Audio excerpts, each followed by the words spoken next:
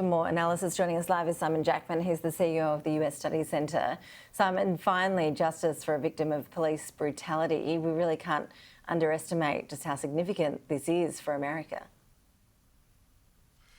Yeah, I mean, I went to the United States a long time ago, and one of my formative experiences as a student in the US was the Rodney King trial in Los Angeles and the aftermath of that. And a lot of us at the US Studies Centre have been exchanging our experiences. Would this be the case where finally a jury would find a police officer guilty in the unlawful death of a black citizen after a long line of cases where that wasn't the case?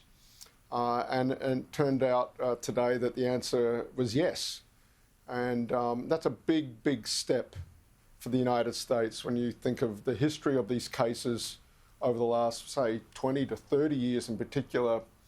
But I think importantly for an Australian audience, the long, centuries-long struggle America has had with race, and hence the significance of today, that liberty and justice for all, as guaranteed under the US Constitution, those words came to life today.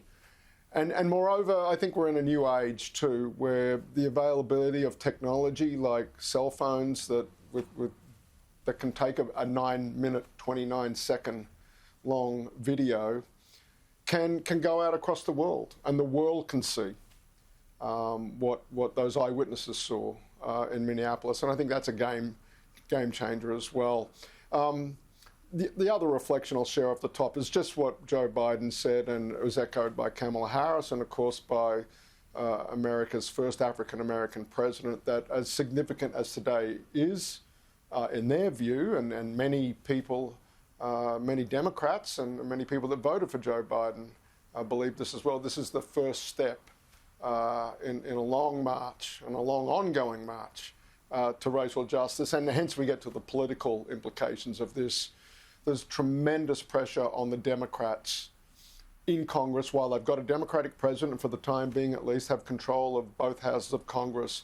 Can there be a significant legislative step to help ensure that deaths like George Floyd arise far less often, and indeed never happen in the United States? And that's a lot of pressure, both on the left, to really bring that to life now, to capitalise on the breakthrough that many see today as being, up against, I think, a lot of Democrats who represent moderate districts, where the appetite for this issue, perhaps, while everybody concedes it's a pressing issue, perhaps taking big steps and certainly not going anywhere near defund the police, but what exactly might that step be that can win a majority of support in both the Senate and the House of Representatives?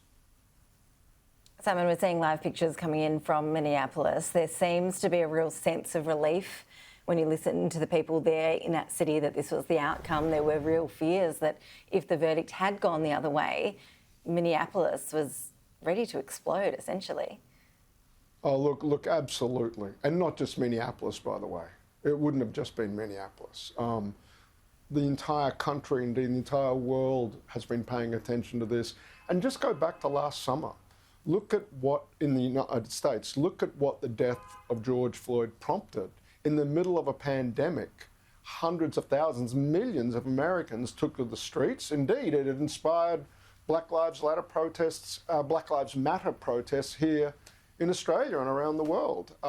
It wouldn't have just been Minneapolis that might have seen violence on the streets. And I think there's a lot of small business owners who had boarded up their businesses that are perhaps breathing a sigh of relief that they can pull those hoardings down now and get back to work and get back to business. But that, no doubt, that was a huge element of this. And you know, to be honest, you know, I think we're all on tenterhooks for a moment this morning.